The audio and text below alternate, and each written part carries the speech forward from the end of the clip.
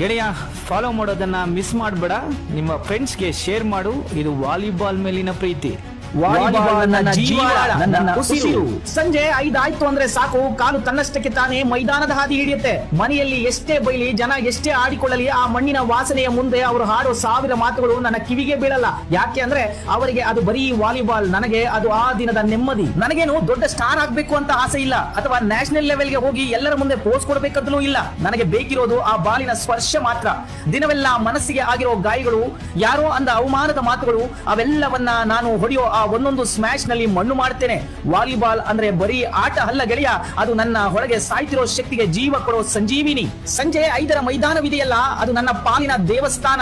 ಲೋಕದ ಜನ ಏನೇ ಅಂದ್ರು, ಎಷ್ಟೇ ಬೈದ್ರು ನನಗೆ ಚಿಂತೆ ಇಲ್ಲ. ಅಲ್ಲಿ ನಾನು ಬರೀ ಆಟಗಾರನಲ್ಲ, ನನ್ನೆಲ್ಲ ನೋವುಗಳನ್ನ ಮೆಟ್ಟಿ ನಿಲ್ಲೋ ಒಬ್ಬ ಗಟ್ಟಿ ಹೋರಾಟಗಾರ. ಯಾಕೆ ಅಂದ್ರೆ ವಾಲಿಬಾಲ್ ನನ್ನ ಜೀವಾಳ, ನನ್ನ ಉಸಿರು.